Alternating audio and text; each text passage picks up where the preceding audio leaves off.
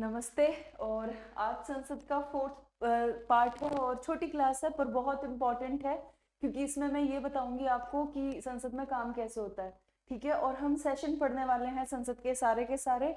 और बहुत important class क्यों है एग्जाम के पर्सपेक्ट से, क्योंकि आपने कई बार ऐसे क्वेश्चन देखे हैं जो आपको लगता है यार ये कहाँ से आ गए, तो वो यहीं से आते हैं। ठीक है, तो चलो पिछली सारी क्लासें रिवाइज करके जरूर देखना यारो, क्योंकि अगर नहीं देखोगे ना तो पूरा संसद का एक क्लियर इमेज नहीं बनेगा।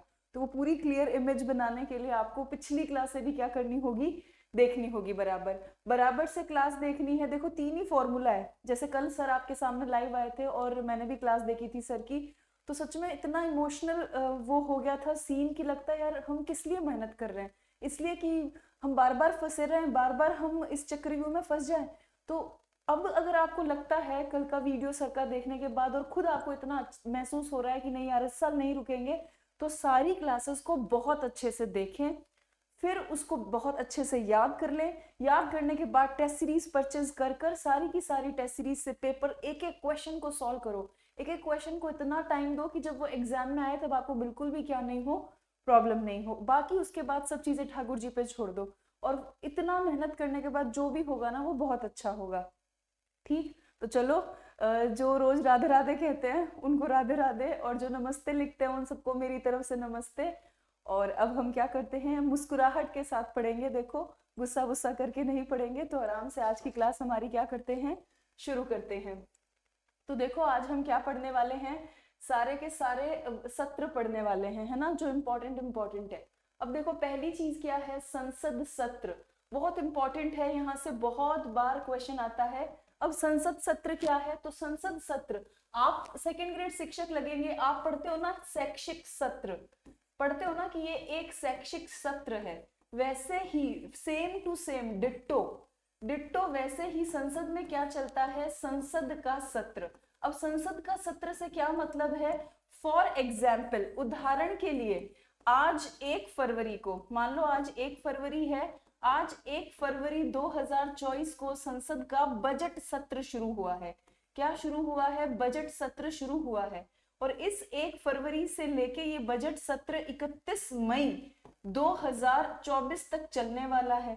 31 मई 2024 को ये संसद क्या हो जाएगी, बंद हो जाएगी, बंद हो जाएगी, यानी कि इसको हम क्या कहेंगे, सत्रावसान कहेंगे।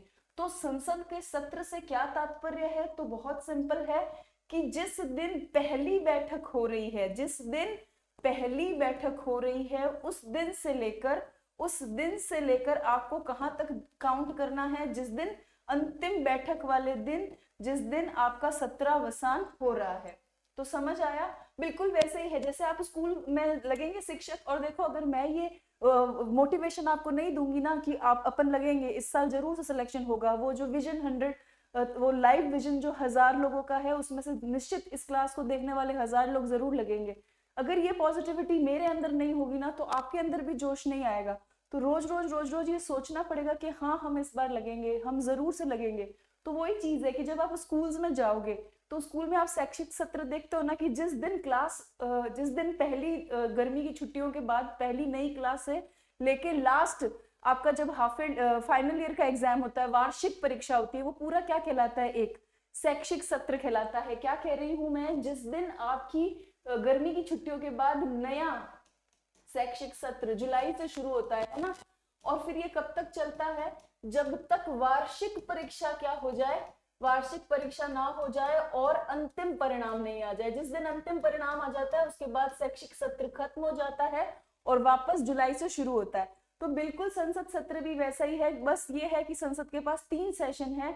मैंने यह एग्जाम्पल आपको बजट सत्र का दिया है समझाने के लिए। तो सत्र के बारे में क्या समझना है कि यहाँ से क्वेश्चन आता है कि जिस भी सत्र का, चाहे वो बजट सेशन हो, चाहे वो मॉनसून सेशन हो, चाहे वो शीतकालीन सेशन हो, इन तीनों सेशन का पहला दिन जिस दिन संसद खुलेगी, पहली बैठक होगी, और उसके बाद सत्रावसान वाले दिन जिस दिन लास्ट बैठक होगी, वो पूरा लंबा पीरियड क्या कहलाएगा, संसद सत्र कहलाएगा।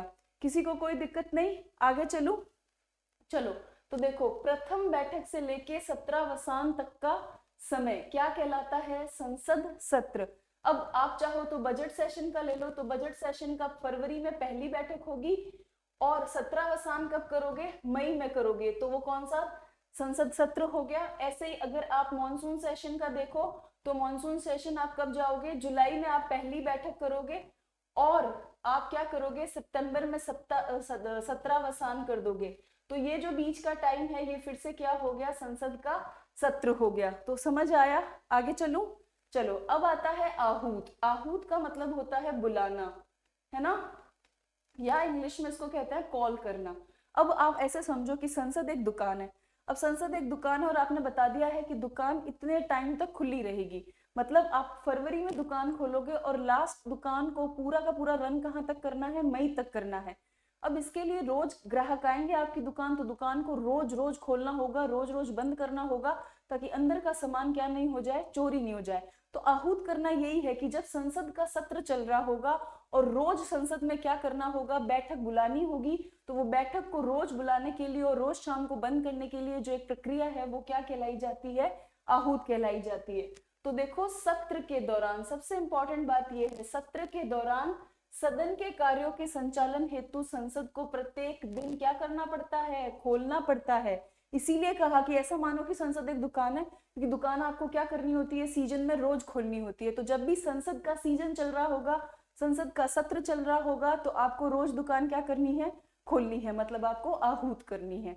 ठीक है, सुबह आके ताला खोलना, सबके सब मंत्री बैठेंगे, मस्त काम करेंगे, और शाम को जब सारा काम हो जाएगा वापस ताला बंद करेंगे और कहाँ रवानगी ले लेंगे? अपने अपने बंगलों में रवानगी ले लेंगे।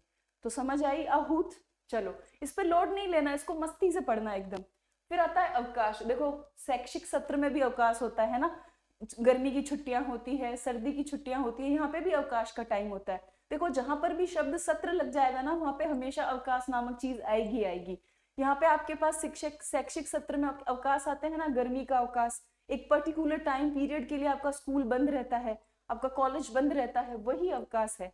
कि जब आप सत्रावसान कर देंगे, आप मई में सत्रावसान करोगे, वापस मॉनसून सेशन जुलाई में आएगा, तो मई से जुलाई के बीच का समय जो है वो संसद का अवकाश है, छुट्टियां हैं। इसलिए तो देखा करो देश में दो ही नौकरियां बहुत अच्छी है, एक टीचर की जिसको छुट्टियां मिलती है, अवकाश लंबा, और एक मंत्री बनने का।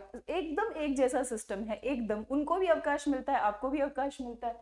ठीक है, तो खुश हो जाओ थोड़े। तो अवकाश एक सत्र के सत्रावसान एवं दूसरे सत्र के प्रारंभ होने के मध्य की क्या है? ये समयावधि है। अब इसको कैसे ध्यान रखोगे? तो बहुत आसान है। फॉर एग्जाम्पल फरवरी से मई आपका कौन सा सेशन चलता है? Budget session. अब वापस अगला कब शुरू होगा? मॉनसून जुलाई में शुरू होगा। ठीक, मॉनसून सेशन कब शुरू होगा आपका? जुलाई में, और खत्म कब होगा? सितंबर में होगा। तो ये मई से जुलाई के बीच का समय क्या कहलाएगा?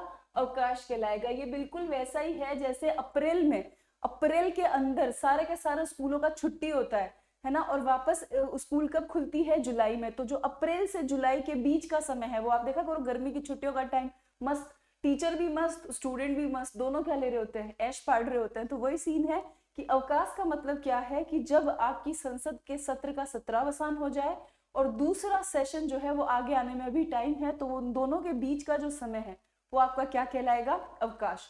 रटने की चीजें नहीं है ये, बहुत अच्छे से समझने की चीजें हैं। ठीक, अब देखो स्थगन, बहुत जहर क्वेश्चन है स्थगन। स्थगन का मतलब होता है कि मान लो आज सदन में कुछ झड़ हो गया, एकदम लड़ाई झगड़ा हो गया, तो उस दिन बैठक हो नहीं पाएगी। वैसे भी आप ऐसे समझो, आप पढ़ाई करने बैठे और कोई आपका मूड खराब कर दे, तो आपकी पढ़ाई क्या हो जाएगी? डिसमिस उस दिन के लिए।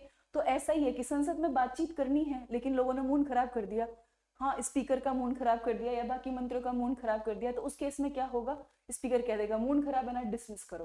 क्या करो? डिसमिस। तो संसद के एक सत्र में बैठक होती है तो एक बैठक को समाप्त करना क्या कहलाता है?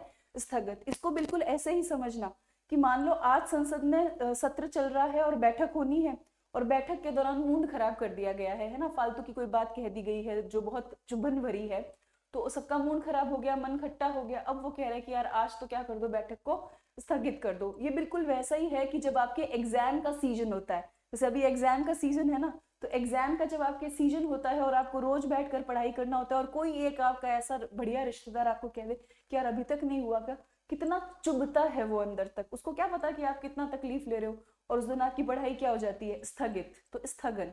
क्लियर? फिर देखो यह स्थगन हमेशा कौन करता है? पीठासीन अधिकारी करता है।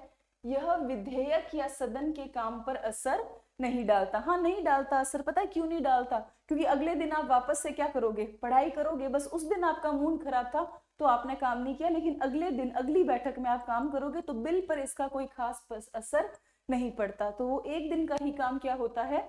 स्थगित होता है। तो ये पूरा एक पेज समझाने में अच्छे से समझ में आया? तो लो अच्छा स्क्रीनशॉट और फिर आगे बढ़ते हैं। चलो अब सत्रावसान। तो सत्रावसान तो बहुत इजी है। यह केवल बैठक नहीं, सदन के सत्र को समाप्त करता है। किसको समाप्त करता है? पूरे संसद के सत्र को समाप्त करता है। जैसे कि आप देखो स्कूलों के अंदर जब एक शैक्षिक सत्र अप्रैल में अंतिम परिणाम के बाद खत्म होता है तो पूरा का पूरा एक साल एक क्लास का खत्म हो जाता है, आप अगली क्लास में जाते हो। बिल्कुल वैसे ही सत्रावसान है कि एक सेशन जो शुरू हुआ था और वो जिस दिन खत्म हो रहा है, लास्ट बैठक है, उस दिन सत्रावसान होता है और एक साथ संसद का एक पूरा सेशन खत्म हो जाता है। क्लियर? अब देखो सत्रावसान कौन करेगा? हमेशा राष्ट्रपति करेगा। हमने राष्ट्रपति में पढ़ा है बहुत बार। तो सत्रावसान राष्ट्रपति द्वारा किया जाता है। किसी भी विधेयक पर प्रभाव नहीं डालता, लेकिन बचे हुए काम के लिए अगले सत्र में नया क्या देना पड़ेगा? नोटिस देना पड़ेगा। तो बहुत आसान है कि उस सेशन का तो सारा काम आपने कर लिया, लेकिन कुछ काम बच गया। तो जो काम बच गया ना, अब वो कब होगा? अगले सेशन में। जैसे कुछ काम बजट सेशन में बच गया तो आप कहाँ करोगे? अगले सेशन में। मतलब कब? मॉनसून सेशन में। फॉर एग्जाम्पल मान लो ये बजट सत्र था, ये बजट सत्र का पहला ओपनिंग हुआ फरवरी में, ठीक 1 फरवरी को। अब इसका सत्रावसान किस दिन करोगे? मान लो 31 मई को हम इसको बंद कर रहे हैं। मतलब क्या कर रहे हैं? सत्रावसान कर रहे हैं। अब अगला कब आएगा आपका? जुलाई में, 1 जुलाई को आएगा अगला आपका। ये कौन सा होगा? Monsoon session. अब इस बीच इस बजट सेशन में आपने सारे काम किए, लेकिन कुछ काम बच गए। कुछ काम क्या हो गए? बच गए। अब ये जो कुछ काम आपके बच गए ना, ये इस अवधि में तो हो ही नहीं सकते, जून में तो हो ही नहीं सकते, क्योंकि जून में तो क्या है आपका? अवकाश है ना। तो ये काम कब होंगे? अब अगले मॉनसून सेशन यानी कि जुलाई में होंगे। और जब ये जुलाई में होंगे ना तो इनको क्या देना पड़ेगा? नोटिस देना पड़ेगा। क्यों नोटिस देना पड़ेगा? इसलिए देना पड़ेगा कि देखो ये हमारा क्या है? पिछला बकाया है। कैसा बकाया है? पिछला बकाया है। तो क्लियर? आगे चलूं? चलो हाँ, अब देखो गणापूर्ति सबसे इंपॉर्टेंट क्वेश्चन इस साल, जहां से मैक्सिमम जो इस साल आना ही है। बहुत ज्यादा संभावनाएं हैं इस क्वेश्चन के आने की, लेकिन अलग तरीके के आने की। अब गणापूर्ति से संबंधित अनुच्छेद है 100। अब 100 जो अनुच्छेद है ना, उसमें 3 बातें लिखी हुई है। ये पहली तो बहुत ज्यादा ध्यान रखने की जरूरत है कि अकेला अनुच्छेद जो 100 है ना, वो गणापूर्ति के लिए नहीं है।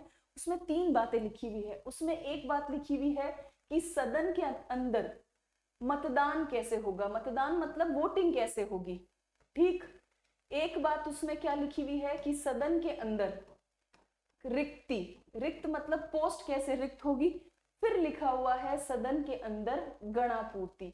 तो देखो 101 क्या कहता है कि संसद के अंदर वोट कैसे पड़ेंगे। 102 कहता है कि संसद में खाली कैसे होते हैं पद। ठीक 3 कहता है कि संसद की क्या है? गणापूर्ति कितनी होती है। इस साल आपको ये ध्यान रखना है, आपको एग्जामिनर सीधा ऐसे क्वेश्चन पूछेगा, निम्नलिखित में से कौन सा अनुच्छेद, निम्नलिखित में से कौन सा अनुच्छेद गणापूर्ति से संबंधित है। और आपको ऑप्शन दिया जाएगा 100 और 100 सबसेक्शन 3। तो जो सही आंसर होगा वो होगा 100 सबसेक्शन 3। इस क्वेश्चन के आने की संभावनाएं मैक्सिमम है। तो आपको क्या रखना होगा? बहुत ज्यादा ध्यान रखना होगा। अब हम पढ़ते हैं अनुच्छेद 100, सदनों में मतदान, रिक्तियां होते हुए भी कार्य करने की शक्ति और गणापूर्ति। कि देखो संसद में आपको वोटिंग भी करानी है, कुछ पद खाली भी होंगे, लेकिन उसके बावजूद भी आपको क्या करना होगा? काम करना होगा। वो लाइन सुनिए क्या? What ever happens but the show must go on. चाहे कुछ भी हो जाए, जो जिंदगी है वो क्या करती है? चलती रहती है। आप सुनते हो ना, चलती का नाम ही जीवन है, या चलती का नाम ही गाड़ी है। तो चाहे कितनी विकट परिस्थितियां हो जाए संसद के अंदर, चाहे मतदान का उल्टा पुल्टा सिस्टम हो जाए, चाहे कोई पोस्ट खाली हो जाए, फिर भी हमें संसद के अंदर क्या करना है? काम करना है। और फिर बात क्या लिखी हुई है? गणापूर्ति कितनी होगी, ताकि हम मिनिमम काम तो कर पाए। तो क्लियर? आगे चलूं? तो देखो अनुच्छेद 103, अब अनुच्छेद 103 मैंने बता दिया, ऐसे एग्जाम में क्वेश्चन आएगा और आपको ध्यान रखना होगा। देखो मैं क्वेश्चन क्यों प्रिडिक्ट कर लेती हूँ, क्योंकि मैं रोज पेपर देखती हूँ। पेपर ना सिर्फ राजस्थान के देखती हूँ, अदर स्टेट के भी देखती हूँ। तो अदर स्टेट का जो शिक्षक भर्ती का परीक्षा होता है उससे भी बहुत आइडिया लगता है कि अपकमिंग एग्जाम में राजस्थान में क्या आ सकता है। बाकी दूसरा कोई वो नहीं है, ये बस एक दिमाग का अच्छा स्वॉट एनालिसिस है जिससे कि दिन रात पता चलता है। और ये तभी पता चलेगा जब मैं खुद पेपर देखूंगी बहुत ज्यादा। तो मैं वही करती हूँ कि मैं यहाँ पे आपको बेस्ट दे पाऊँ, अच्छा दे पाऊँ, बढ़िया कंटेंट दे पाऊँ, क्योंकि आप मुझे अपना इतना कीमती समय देते हो और मुझे इतना प्यार आपने दिया है। तो मैं चाहती हूँ कि आप उन सब चीजों को सीखें और सीख के अप्लाई करें और अपनी जिंदगी में खुशी आप जरूर से क्या करते हैं, डिजर्व करते हैं। और इसीलिए कह रही हूँ आपको कि क्लास अच्छे से देखें, क्लास के नोट्स अच्छे से बनाए, टेस्ट सीरीज परचेज करें और खूब मेहनत करें, क्योंकि अंतिम वहां पे आपको एमसीक्यू से लड़ना है। और एमसीक्यू से लड़ना है तो पहले आपको सब चीज 360 डिग्री पर पहले से पता होनी चाहिए, और ये भी पता होना चाहिए कि क्वेश्चन कहाँ पुट हो सकता है। फिर आपको क्वेश्चन की प्रैक्टिस करनी है कि हाँ हम क्वेश्चन में क्या सही कर पा रहे हैं या नहीं कर पा रहे। 80% स्टूडेंट का प्रॉब्लम यही है कि उनको क्वेश्चन करना नहीं आता।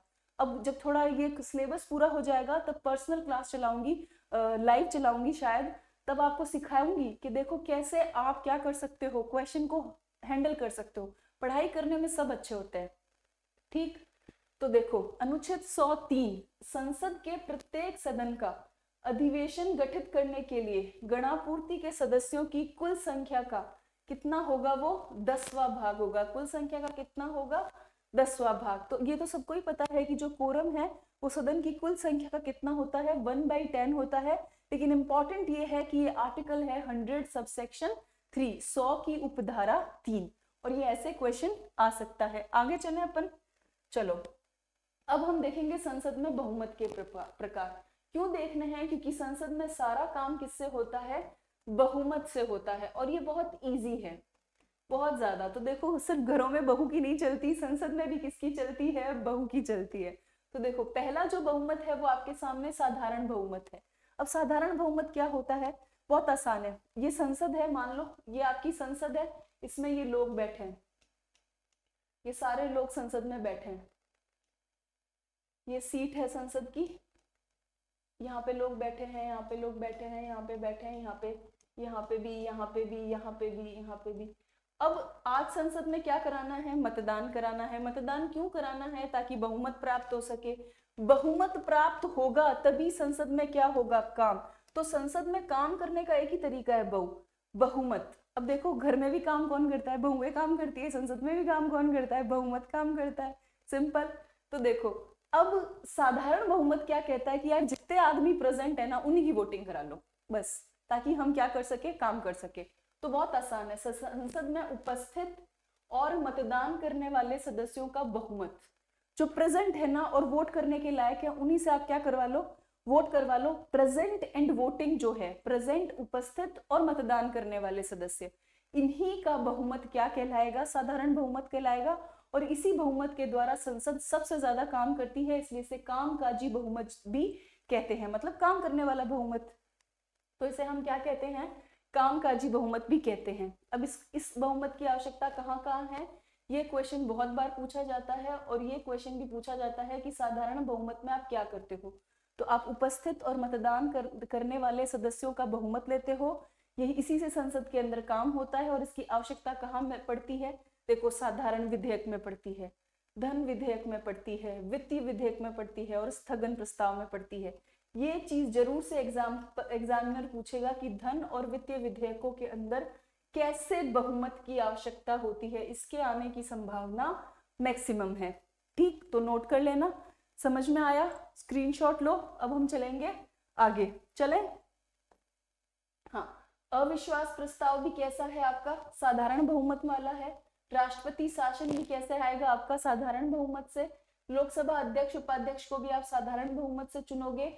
लोकसभा में उपराष्ट्रपति को हटाने के लिए भी साधारण बहुमत की आवश्यकता होगी।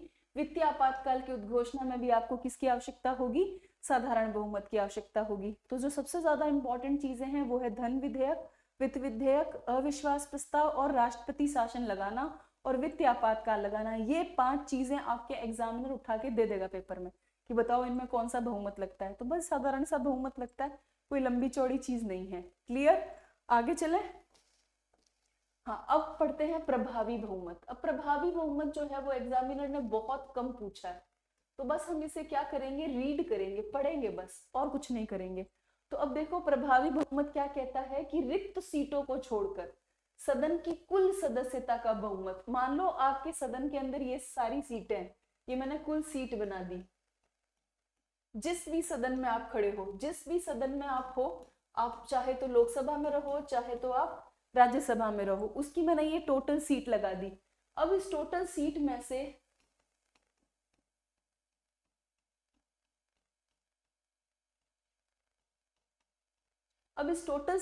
ये जितनी भी टोटल सीट है, इसमें से 2 सीट रिक्त है, तो ये रिक्त सीट को तो आपको क्या करना है, छोड़ देना है। क्या कर देना है? छोड़ देना है। बाकी जो सीटें हैं, बाकी जो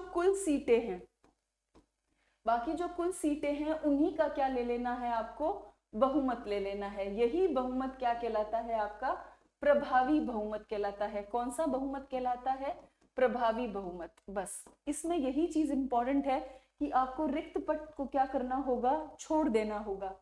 तो देखो राज्यसभा में उपराष्ट्रपति को हटाना, राज्यसभा के उपसभापति को हटाना, लोकसभा के अध्यक्ष और उपाध्यक्ष को हटाना, इन तीनों को हटाने में कौन सा बहुमत काम आता है आपका, प्रभावी बहुमत काम आता है। अगेन ये तीनों चीजें आपको क्या रखनी है, ध्यान रखनी है। आपको बहुत सिंपल से ध्यान रखना होगा कि राज्यसभा के अंदर उपराष्ट्रपति को हटाना हो, या राज्यसभा के उपसभापति को हटाना हो, या लोकसभा के अध्यक्ष उपाध्यक्ष को हटाना हो, तो हम प्रभावी बहुमत लाएंगे। क्लियर?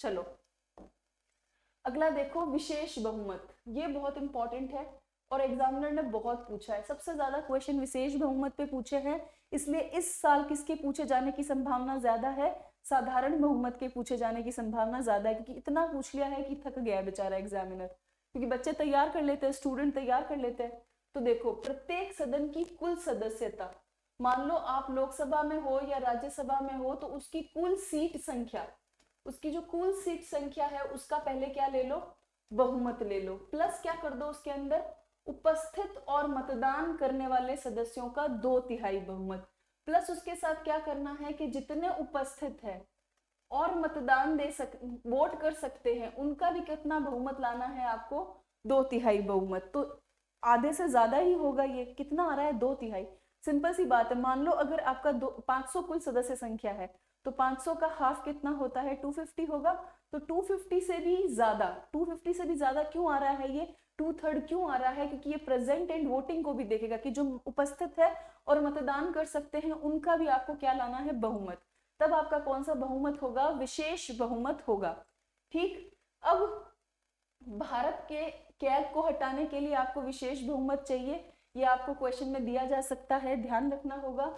राष्ट्रपति आपातकाल की उद्घोषणा करता है, तब भी आपको ये लागू करना होगा। हाईकोर्ट न्यायालय के जजों को हटाने के लिए, हाईकोर्ट के अंदर जब जज को हटाना होता है तब भी विशेष बहुमत चाहिए। सुप्रीम कोर्ट के जज को हटाने के लिए भी आपको क्या चाहिए, विशेष बहुमत चाहिए। तो ये सारी जगह क्वेश्चन बन सकती है। तो देखो अगर आपको कैग को घर भेजना है, अगर आपको राष्ट्रपति शासन लागू करना है, ठीक है, और अगर आपको क्या करना है, सुप्रीम कोर्ट और हाई कोर्ट के जजेस को घर भेजना है, इन सब केसेस में आपको क्या चाहिएगा, विशेष बहुमत चाहिएगा। क्लियर? चलो अब अगला हम देख रहे हैं संसदीय कार्यवाही के साधन। अब तक हमने देखा कि संसद के अंदर बहुमत के द्वारा कैसे काम होता है, और उससे पहले हमने देखा संसद के सत्र को क्या सीन रहता है उनका। अब हम देखेंगे कि संसद में काम कैसे होता है। अब देखो सांसद जो है ना, वो उनका पढ़ाई का तो कोई सिलेबस नहीं होता, तो फिर वो काम कैसे करेंगे, तो काम क्या करते हैं, वो पूरी जनता के प्रति वो जवाबदेही है। तो उनसे पूछा जाता है कि भाई बताओ तुमने जनता के लिए क्या किया। हर सेशन के अंदर, चाहे वो बजट सेशन हो, चाहे वो मॉनसून सेशन हो, चाहे वो शीतकालीन सत्र हो, इन तीनों सत्रों के अंदर उससे पूछा जाता है कि भाई ये बता तूने आज काम किया तो क्या किया। तो इसके लिए जो कार्रवाई के साधन है वो क्या है, प्रश्नकाल है। कैसा है, प्रश्नकाल। तो पहला क्वेश्चन बेसिक का यही बन सकता है कि संसदीय कार्रवाई के साधन में कौन शामिल है, तो प्रश्नकाल शामिल है। क्लियर? अब प्रश्नकाल में देखो क्या याद रखना है कि संसद का पहला घंटा हमेशा किसके लिए होगा, प्रश्नकाल के लिए होगा। ठीक, सदस्यों से प्रश्न पूछने हैं और सामान्य मंत्री उत्तर देते हैं। जो सदस्य होंगे वो प्रश्न पूछेंगे और जो मंत्री होंगे वो क्या देंगे, आंसर देंगे। फॉर एग्जाम्पल मान लो अभी आपका बजट सत्र चल रहा है, ठीक, और बजट सत्र चल रहा है, आपकी संसद क्या है, वो खुली पड़ी है, आहूत हो रखी है। क्या हो रखी है, आहूत हो रखी है, ठीक, आहूत हो रखी है। अब आज की बैठक है, आज की बैठक है, और आज की बैठक का पहला 1 घंटा, कौन सा घंटा, पहला 1 घंटा, कौन सा घंटा कहलाएगा, प्रश्नकाल कहलाएगा। अब प्रश्नकाल में क्या होगा, अब देखो जो मैं अलग कलर से बना रही हूँ वो सारे के सारे क्या है, आपके मंत्री हैं, ये मंत्री भैया है, और जो बाकी के लोग हैं वो है आपके सदस्य, ये है आपके सदस्य। अब सदस्य क्या करेंगे, क्योंकि सदस्य मंत्री बने नहीं ना, तो उनको बुरा लगा कि चलो इस मंत्री की टांग खींचते हैं, पूछते हैं इन्होंने क्या काम किया। तो मंत्री, ये जो सदस्य हैं, ये अपने हाथ में लंबी लिस्ट लाएंगे क्वेश्चंस की कि भाई मंत्री बता तूने क्या काम किया, तो ये प्रश्न पूछेंगे और मंत्री जी क्या देंगे, उत्तर देंगे। मंत्री जी क्या देंगे, उत्तर देंगे। क्लियर, कोई प्रॉब्लम नहीं, आगे चलूं। तो अब देखो प्रश्न कितने प्रकार के हो सकते हैं, तो प्रश्न 3 प्रकार के होते हैं। बहुत पूछा एग्जामिनर ने, कितने तरीके के होते हैं, 3 तरीके के। एक होते हैं स्टार वाले, जैसे कि मैं लगा देती हूँ, कहती हूँ ना कि ये तो बहुत इंपॉर्टेंट है, स्टार लगा दिया है, स्टेटमेंट का स्टार होगा, तो एक स्टार वाले क्वेश्चन होंगे। एक बिना स्टार वाले, कोई स्टार नहीं होगा। और एक कैसे होंगे, अल्प सूचना के। तो 3 याद रखने हैं, तारांकित, अतारांकित और अल्प सूचना वाले प्रश्न। इतने में ही मंत्री के पसीने छूटने लग जाते हैं, उसे लगता है यार जिंदगी में कभी मैंने किसी क्वेश्चन का आंसर स्कूल में नहीं दिया, संसद में क्या दूंगा। ठीक है, चले, चलो। अब तारांकित प्रश्नों के बारे में आपको क्या ध्यान रखना है कि इनका उत्तर कैसे देना है, मौखिक देना है। पहला क्वेश्चन यही बनता है कि तारांकित प्रश्नों का उत्तर कैसे देना होता है, तो मुख जबानी, मौखिक देना है। ठीक, इसके बाद पूरक प्रश्न पूछे जाते हैं, बिल्कुल पूछे जाते हैं पूरक प्रश्न। फॉर एग्जाम्पल मैंने इधर से आपको पूछा कि संसद के ये आर्टिकल बताओ, तो आपने बता दिए, आपने सही बताए, तो मैंने आपको दूसरा पूरक प्रश्न और पूछा। तो यही बात यहाँ पे लागू होती है तारांकित प्रश्नों के अंदर कि उत्तर मौखिक देना होगा और आपको दोबारा से कोई क्वेश्चन, पूरक क्वेश्चन आपको पूछा जा सकता है। फिर देखो अतारांकित प्रश्न। अतारांकित प्रश्न के बारे में क्या कहा गया है कि ये लिखित है और इनके उत्तर पूरक प्रश्नों में नहीं देने। यहाँ बेचारा मंत्री सांस खाता है कि बढ़िया है, मैं किसी आईएएस ऑफिसर से लिखवा लूंगा। तो जो अतारांकित प्रश्न होते हैं ना, उनका उत्तर आपको मौखिक नहीं देना, रिटन में देना है। कैसे देना है, रिटन में। देखो ये आरएस की प्रीलिम्स है, ये आरएस का मेंस है, और ये आरएस का इंटरव्यू है। ये सिस्टम चलता है, पहले आप मौखिक उत्तर दो, फिर आप लिखित में दो, और फिर हम आपका क्या ले लेंगे, इंटरव्यू ले लेंगे। ठीक, तो अब देखो अल्प सूचना के प्रश्न। अल्प सूचना के प्रश्न में क्या आता है, प्रश्न जिन्हें कम से कम 10 दिन का नोटिस देकर पूछा जाएगा और उत्तर क्या देना होगा, मौखिक देना होगा। मतलब देखो लाड साहब वाला केस, जब भी आप आरएस का परीक्षा पास करते हो, प्री मेंस, तो इंटरव्यू में पहले आपको डेट बता दी जाती है कि देखो इस दिन आपका इंटरव्यू है, ये आपने ड्राफ्ट फॉर्म भरा है, ये क्वेश्चन हम पूछ सकते हैं, तो आप तैयार करके आ जाना, उत्तर सारा मौखिक देना है। तो यही सीन है पूरा का पूरा। तो अल्प सूचना के प्रश्नों के लिए नोटिस कब देना होगा, 10 दिन पहले, और इसका उत्तर भी क्या देना होगा, मौखिक देना होगा। तो पहले मंत्री जी उत्तर रट लेंगे और फिर जाके क्या कर देंगे, सुना देंगे। ठीक, अब देखो मंत्रियों के अतिरिक्त प्राइवेट सदस्यों से भी प्रश्न कर सकते हैं। ये बहुत इंपॉर्टेंट बात है कि मंत्रियों के अतिरिक्त जो प्राइवेट, जो गैर सरकारी सदस्य हैं, जो सरकार का हिस्सा नहीं है, उनसे भी क्वेश्चन पूछे जा सकते हैं कि भाई आप सांसद हैं, आपने अपने क्षेत्र में क्या काम किया है, ये भी जरा हमको क्या कीजिए, बताइए। तो क्लियर, कोई प्रॉब्लम नहीं। चलो अब बात करते हैं शून्यकाल की। किसकी, शून्यकाल की। बड़ा इंपॉर्टेंट है शून्यकाल। तो देखो इसका प्रक्रिया नियमों में उल्लेख नहीं है, ये बड़ी इंपॉर्टेंट बात है कि संसद की जो भी सदन है, चाहे वो लोकसभा है चाहे वो राज्यसभा है, उसके प्रक्रिया नियमों में इसका कोई भी उल्लेख है नहीं। तत्काल सार्वजनिक महत्व के विभिन्न मामलों को उठाने के लिए सदस्यों हेतु एक अनौपचारिक उपकरण है। क्लियर, कि ये अनौपचारिक उपकरण क्यों है, मान लो अगर इस वक्त भारत में एक बहुत बड़ी विपदा आ गई, तो शून्यकाल क्या कहता है कि देखो ये अनौपचारिक है, आप प्रश्नकाल के ठीक बाद उस गंभीर मुद्दे पर क्या कर लेना, चर्चा कर लेना। तो तत्कालीन सार्वजनिक महत्व, उस समय का जो सार्वजनिक महत्व का मुद्दा होगा, उस पर बातचीत करने के लिए शून्यकाल को बनाया गया है। शून्यकाल प्रश्नकाल के तुरंत बाद शुरू होगा। ठीक, ये भी करंट अफेयर्स डिस्कस करते हैं। जैसे अभी तत्कालीन सार्वजनिक महत्व का मुद्दा क्या है, अनंत अंबानी और राधिका अंबानी का प्री वेडिंग। कि यार लोग शादी इतनी लेविश करते हैं, ये तो प्री वेडिंग इतनी लेविश कर रहे हैं, तो हो सकता है कि संसद भवन के अंदर प्रश्नकाल के बाद ये मुद्दा क्या कर लिया जाए, शून्यकाल में उठा लिया जाए। ठीक है, ये तो मजाक की बात है, सीरियस मत ले लेना। ऐसा ही कोई मुद्दा होता है जो बहुत ज्यादा इंपॉर्टेंट होता है, तो वो प्रश्नकाल के बाद करंट अफेयर्स पर क्या करते हैं, चर्चा करते हैं, और वही चर्चा क्या कहलाती है, आपकी शून्यकाल कहलाती है। ठीक, तो शून्यकाल प्रश्नकाल के तुरंत बाद शुरू होता है, 1962 से जारी है। संसदीय प्रक्रिया में भारतीय नवाचार है, ये सबसे इंपॉर्टेंट फैक्ट है कि 1962 से जारी है और संसदीय प्रक्रिया में ये क्या है, भारतीय नवाचार है। क्लियर? हाँ, अब देखो प्रस्ताव। अब प्रस्ताव कौन कौन से होते हैं? प्रस्ताव का मतलब क्या होता है कि संसद में कुछ भी काम करना है ना, तो उसके लिए आपको एक प्रपोजल लाना होता है, उस प्रपोजल पर बहस होती है। देखो, संसद में क्या करना है आपको, काम करने के लिए क्या लाया जाएगा, प्रस्ताव। प्रस्ताव पर क्या होगा, बहस। जब प्रस्ताव पर बहस पूरी हो जाएगी तब किसके लिए जाएगा, ये मतदान के लिए, और मतदान के बाद क्या आता है, बहुमत, और बहुमत के बाद वो क्या हो जाएगा, पारित। पारित होने के बाद वो किसके पास जाएगा, राष्ट्रपति, और भाई राष्ट्रपति भैया उस पर सिग्नेचर ठोक देंगे, और जैसे ही वो सिग्नेचर ठोक देंगे वो क्या बन जाएगा, बिल, और जैसे जैसे वो बन जाएगा एक्ट, कानून। क्या बन जाएगा, कानून। और यही संसद का उद्देश्य था कि उसे अंत पर क्या बनाना होता है, कानून बनाना होता है या नियम बनाना होता है। तो देखो संसद के अंदर प्रस्ताव कितने महत्वपूर्ण है, क्योंकि जब प्रस्ताव मतदान पे पहुंचेगा, कहाँ पहुंचेगा, जब प्रस्ताव मतदान पर पहुंचेगा तभी क्या होगा, बहुमत आएगा, तभी पारित होगा, तभी राष्ट्रपति के पास जाएगा, तभी कानून बनेगा। इसीलिए प्रस्ताव जो है वो बहुत ज्यादा क्या होते हैं, इंपॉर्टेंट होते हैं। अब हम पढ़ेंगे प्रस्ताव। तो ये पूरा का पूरा चेन समझ में आया आपको? अब देखो प्रस्ताव, लोक महत्व के किसी मामले पर, सबसे इंपॉर्टेंट बात यही है, लोक महत्व का मुद्दा। अब लोक महत्व का मुद्दा कौन सा हो सकता है, जैसे अभी कोई लोक महत्व का मुद्दा देख लो, जैसे CAA का है, NRC का मुद्दा है, नक्सल का मुद्दा है, आतंकवाद का मुद्दा है। ये सब मुद्दे कैसे हैं, लोक महत्व के मुद्दे हैं। पेपर लीक वाला मामला है, लोक महत्व का मुद्दा है। तो लोक महत्व के किसी भी मामले पर पीठासीन अधिकारी की स्वीकृति से ही, यही इंपॉर्टेंट बात है कि प्रस्ताव पर स्वीकृति किसकी चाहिए, पीठासीन अधिकारी की चाहिए। अगर आप लोकसभा में हैं तो लोकसभा के अध्यक्ष की चाहिए, अगर आप राज्यसभा में हैं तो राज्यसभा के सभापति की चाहिए। बहस की जा सकती है, मतलब प्रस्ताव जो भी आया है, प्रस्ताव पर क्या करनी है आपको, बहस। और ये बहस का इजाजत आपको कौन देगा, बहस का इजाजत, तो ये बहस का इजाजत आपको देगा पीठासीन अधिकारी।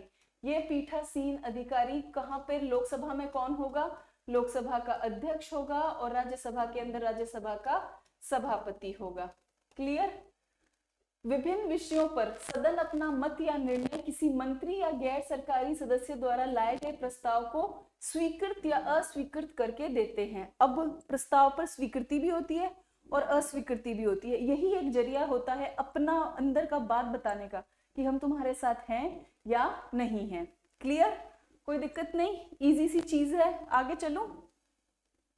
चलो, अब हम सबसे पहला प्रस्ताव पढ़ने वाले हैं, वो है कटौती प्रस्ताव। कौन सा प्रस्ताव है, कटौती प्रस्ताव। अब कटौती प्रस्ताव क्या है, देखो, वाद विवाद को समाप्त करने के लिए लाया जाता है। फॉर एग्जाम्पल ये एक प्रस्ताव है, इस प्रस्ताव का नाम है देश में गरीबी कैसे दूर करें। क्या नाम है, देश में गरीबी कैसे दूर करें। अब इस पर क्या हो गई, पीठासीन अधिकारी ने कह दिया कि शुरू करो बहस करना। अब बहस क्या हो गई है इस पे शुरू। अब ये बहस को रोकना है, तो इस बहस को क्या करना होगा, काटना होगा। बहस को क्या करना होगा, काटना होगा। और जैसे ही बहस को काटना है तो प्रस्ताव कौन सा आएगा, कटौती प्रस्ताव। और जैसे ही बहस कटेगी, ये बहस के बाद किस पर आ जाएगा, मतदान पर आ जाएगा। किस पर आ जाएगा, मतदान पर। और मतदान से क्या निकलेगा, बहुमत निकलेगा। बहुमत से बिल, जो भी प्रस्ताव है वो पारित होगा। पारित होने के बाद राष्ट्रपति जी के पास जाएगा और राष्ट्रपति जी अपनी मंजूरी दे देंगे, तो ये क्या बन जाएगा, नियम। तो अब आपने फिर से देख लिया कि प्रस्ताव कितने इंपॉर्टेंट होते हैं। तो वाद विवाद को समाप्त करने के लिए लाया जाता है। यदि मंजूरी हो जाए तो प्रस्ताव पर वाद विवाद रोककर क्या शुरू होता है, मतदान शुरू होता है। तो मैंने अभी आपको यहाँ बताया ऐसे ही आपको याद रखना है कि बहस को काट दो, कैची से याद रखो, बहस को क्या करो, काट दो। और काटना ही क्या है, कटौती प्रस्ताव है। बहस काटोगे तभी क्या शुरू होगा, वोट शुरू होगा, मतदान शुरू होगा। तो कटौती प्रस्ताव समझ में आया। आगे चलो। हाँ, अब कटौती प्रस्ताव के बहुत सारे टाइप हैं और ये सब एग्जामिनर ने पूछा है। यहाँ पे जो भी आपको पढ़ाया जा रहा है वो सब एग्जामिनर ने क्या करा है, पूछा है। अब सबसे पहला टाइप है साधारण कटौती। अब साधारण कटौती क्या कहती है कि ऐसे मामले जिस पर पर्याप्त चर्चा हो चुकी है, क्या हो चुकी है, जिस पर पर्याप्त चर्चा। अपन पुराना वाला ही ले आते हैं। जैसे प्रस्ताव का नाम क्या दिया मैंने कि देश में गरीबी कैसे दूर की जाए, देश में गरीबी कैसे दूर की जाए।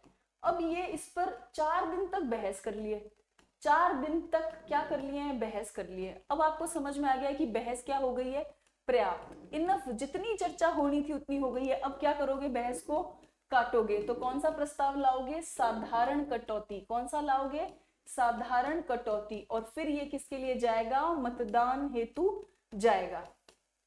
क्लियर। तो पढ़ते हैं, ऐसे मामले जिस पर पर्याप्त चर्चा हो चुकी है उस पर सदस्य रखता है ताकि मतदान की प्रक्रिया, समझ में आ गया, मतदान की प्रक्रिया क्या हो सके, शुरू हो सके। दूसरा कटौती प्रस्ताव कौन सा है आपका, वो है घटकों में कटौती। दूसरा कौन सा है, घटक। घटक का मतलब होता है इंग्लिश में कंपोनेंट, हिंदी में कहते हैं अंश। अब घटक में कटौती का क्या मतलब है। अब मान लो कोई ऐसा बिल है, एक ऐसा प्रस्ताव है जिसके 324 पेज है। कितने पेज हैं, 324 पेज। अब इन 324 पेज पर बहस नहीं हो सकती, तो ये क्या निकालते हैं, शॉर्टकट। और शॉर्टकट में क्या करते हैं, इन 324 पेज से पेज के 100 पेज कर देते हैं और इसको बोलते हैं संकल्प समूह। क्या बोलते हैं, संकल्प समूह। अब इन 100 पेज पर ये क्या करते हैं, बहस करते हैं। और जब ये बहस 100 पेज पर पर्याप्त हो जाती है तो फिर ये कौन सा कटौती प्रस्ताव लाते हैं, घटकों में कटौती प्रस्ताव। क्योंकि इन्होंने पूरे पूरे प्रस्ताव पर चर्चा नहीं की है, उस प्रस्ताव के सिर्फ 100 इंपॉर्टेंट पेजेस पर क्या की है, चर्चा की है, इसलिए इसको क्या कहते हैं, घटकों में कटौती। तो देखो इसमें प्रस्ताव का चर्चा से पहले विधेयक या लंबे संकल्पों का एक समूह बनाते हैं, फिर उस समूह को ही पूर्ण मानकर, देखो कितने होशियार है, सिलेबस में तो 324 पेज लगे थे लेकिन दिमाग से, बुद्धि से सिर्फ कितने पढ़े, 100 पढ़े और उसी 100 पे बहस कर ली और उसी 100 को कह दिया कि ये 100 page is equal to 324 page हो गया हमारा। अब हमने बहस कर ली, अब हम घटकों में कटौती प्रस्ताव लाएंगे और मतदान की प्रक्रिया को क्या करेंगे, शुरू करेंगे। पूर्ण मानकर चर्चा कर संपूर्ण भाग को मतदान हेतु क्या करते हैं, रखते हैं। तो पूर्ण मानकर चर्चा कर संपूर्ण भाग को, देखो 100 पेज पर बहस हुई है लेकिन मतदान कितने पे कर रहे हैं, पूरे भाग पर, पूरे 324 पेज पर क्या कर रहे हैं, वोटिंग कर रहे हैं। इसी को क्या कहते हैं, घटकों में कटौती। आगे चलो, स्क्रीनशॉट ले लिया, चलो। हाँ, अगला देखो, अगला कटौती प्रस्ताव कौन सा है, कंगारू कटौती। ना, कंगारू कटौती का मतलब ये नहीं है आपको कंगारू काटना है, नहीं नहीं, ऑस्ट्रेलिया वाले पकड़ के ले जाएंगे, हमें पेपर देना है। तो देखो कंगारू कटौती, केवल महत्वपूर्ण खंडों पर ही बहस। मतलब अब और छोटा कर दो, 324 पेज है आपके पास, आप मात्र 50 पेज जो महत्वपूर्ण है उसी पर बहस कर रहे हो और फिर कंगारू कटौती लाते हो और फिर क्या शुरू करवा देते हो, मतदान। तो देखो ये रहा, केवल महत्वपूर्ण खंडों पर बहस कर मतदान क्या करते हैं, शुरू करते हैं। क्लियर। फिर देखो गिलोटीन प्रस्ताव। अब ये नया प्रस्ताव है। गिलोटीन जो शब्द है वो फ्रेंच रिवॉल्यूशन से आया है, फ्रेंच का शब्द है जिसमें आपने कई बार छोटी क्लासों में पढ़ा होगा, ऐसे गर्दन नीचे करते हैं और ऊपर से काट देते हैं, कुछ दलील नहीं सुनते, फांसी की सजा जैसा प्रस्ताव है। तो गिलोटीन में क्या करते हैं, विधेयक या संकल्प के किसी भाग पर चर्चा ही नहीं करते, इतने जबरदस्त है। गिलोटीन में क्या कह रहे हैं कि हम तो चर्चा ही नहीं करेंगे, सीधा क्या रख देंगे, मतदान के लिए रख देंगे। सीधा किसके लिए रख देंगे, मतदान के लिए। जैसे कि आप देखो फ्रांस में होता था, कोई अपराधी की कोई बात नहीं सुनी जाती थी, सीधा उसे ऐसे गर्दन नीचे करते और वो एक मशीन से कट कर देते थे गर्दन को, बस कुछ नहीं सुना जाएगा। बिल्कुल ऐसा ही है कि चाहे कोई विधेयक हो उस पर कुछ बहस नहीं करेंगे, कुछ नहीं करेंगे, सीधा गिलोटीन प्रस्ताव लाएंगे और उसे किसके लिए भेज देंगे, मतदान के लिए। ठीक, क्वेश्चन पूछा जा सकता है। तो उस पर मतदान पूर्व चर्चा कराने के लिए यह प्रस्ताव रखा जाता है। विधेयक या संकल्प के किसी भी भाग पर चर्चा नहीं हो पाती, मान लो किसी भाग पर उस पर चर्चा नहीं हो पाई है, तो मतदान से पहले वो क्या करेंगे, मतदान से पहले वो थोड़ी सी क्या कर लेंगे, पूर्व में क्या कर लेंगे, चर्चा कर लेंगे, ठीक। और फिर उसको क्या कहेंगे अपन, गिलोटीन प्रस्ताव। फिर देखो अगला, विशेषाधिकार प्रस्ताव। अब विशेषाधिकार प्रस्ताव भी इंपॉर्टेंट है। देखो अपने राष्ट्रपति के विशेषाधिकार पढ़े थे 361 में। अब मंत्री है ना, कई बार रोने लग जाते हैं कि यार हमको तो कोई विशेषाधिकार दिए ही नहीं, तो उनके लिए कौन सा प्रस्ताव है, विशेषाधिकार प्रस्ताव है। और उनका विशेषाधिकार प्रस्ताव इतना जबरदस्त है, इतना जबरदस्त है कि अभी आप देखिए, किसी मंत्री द्वारा संसदीय विशेषाधिकारों के उल्लंघन से संबंधित है। अब मंत्री को क्या विशेषाधिकार है कि मंत्री अगर लोकसभा के अंदर या राज्यसभा के अंदर कुछ भी बोलता है तो उसको कोर्ट में नहीं ले जाया जा सकता, यही मंत्री का विशेषाधिकार है। अब विशेषाधिकार प्रस्ताव क्या कहता है कि देख तेरे को कोर्ट तो नहीं ले जाएंगे, लेकिन संसद में तेरी बेइज्जती खूब करेंगे। यही क्या कहलाता है, विशेषाधिकार प्रस्ताव। मैं क्या कह रही हूँ आप फिर से समझे। मान लो कोई मंत्री है जो चाहे लोकसभा हो चाहे राज्यसभा हो, इनमें कुछ बोलता है, ये चाहे कुछ भी बोले, इसको लेकर आप कहाँ नहीं ले जा सकते, कोर्ट नहीं ले जा सकते। तो फिर ये तो मर्जी है जैसे बोलने लग जाएगा, तो कहते हैं नहीं, हम इसको सजा देंगे, लेकिन वो कहाँ देंगे, संसद में देंगे। और किसके माध्यम से देंगे, विशेषाधिकार प्रस्ताव के माध्यम से देंगे, विशेषाधिकार प्रस्ताव के माध्यम से देंगे। अब इसमें क्या किया जाता है कि किसी मंत्री द्वारा संसदीय विशेषाधिकार के उल्लंघन से ये संबंधित है। हमेशा कोई सदस्य ही इसे पेश करेगा, जब सदस्यों को लगता है कि मंत्री ने गलत तथ्य या सूचना दी है, ये तभी आएगा। मैंने कहा ना कि मंत्री कुछ गलत बोल दे, फॉर एग्जाम्पल उसको पता ही नहीं है कि भारत का इकोनॉमी कितना है, याद ही नहीं किया उसने, रट्टा ही नहीं मारा ढंग से और बोल दिया कि भारत का इकोनॉमी तो इतना सा है, तो अब क्या करेंगे, कोर्ट तो नहीं ले जा सकते, लेकिन इतना बड़ा बेइज्जती थोड़ी ना सहेंगे। तो संसद में विशेषाधिकार प्रस्ताव ले आएंगे और कहेंगे यार तुम गजब आदमी हो, झूठ झूठ बता रहे हो कि भारत की अर्थव्यवस्था इतनी है, सही मायनों में तो इतनी है। तो आगे से जब बोलेगा ना तब ध्यान रखेगा, ठीक। इसका उद्देश्य संबंधित मंत्री की क्या करना है, ये देखो, निंदा करना है। क्या करना है, निंदा करना है। तो क्लियर। अब कौन सा पढ़ेंगे, ध्यान आकर्षण प्रस्ताव। कौन सा पढ़ेंगे, ध्यान आकर्षण प्रस्ताव। अब ध्यान आकर्षण प्रस्ताव क्या कहता है कि सदन के पीठासीन अधिकारी की अग्रिम अनुमति से, मतलब पहले से, ये सबसे इंपॉर्टेंट क्वेश्चन है कि आप किसी भी सदन में बैठे हो, चाहे आप लोकसभा में बैठे हो चाहे आप राज्यसभा में बैठे हो, इसमें से किसी भी सदन में अगर आप बैठे हो, तो अगर आपको ध्यान आकर्षण करने वाला प्रस्ताव लाना है, ध्यान आकर्षण का क्या लाना है, प्रस्ताव लाना है, तो आपको क्या करना होगा, पहले लोकसभा अध्यक्ष या फिर अगर आप कहाँ बैठे हो, राज्यसभा में बैठे हो, तो उसके सभापति की क्या लानी होगी, पहले से अनुमति लानी होगी।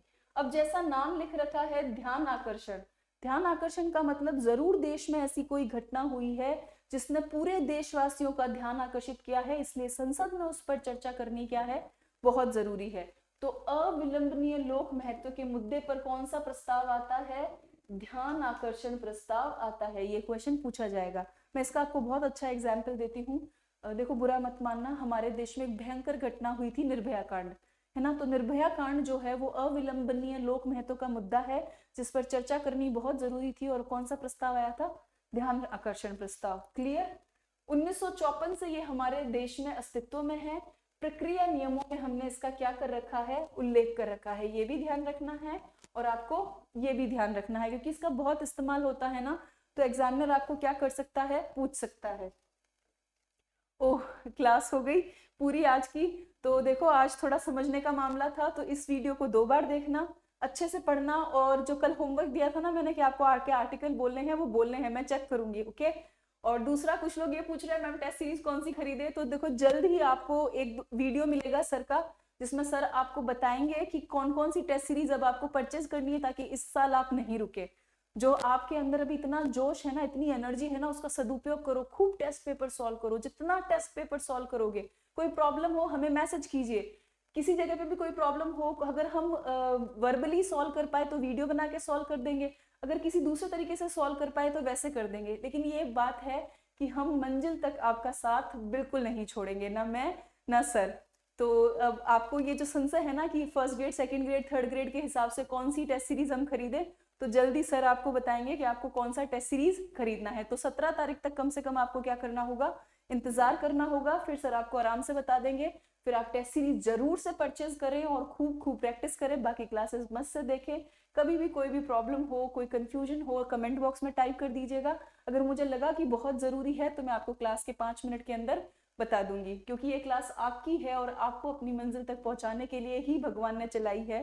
तो ज़रूर से इस क्लासेस का मान रखें और ऐसे ही हंसते खेलते पढ़ते जाइए। अब मिलेंगे हम अगली क्लास में, तब तक के लिए बाय।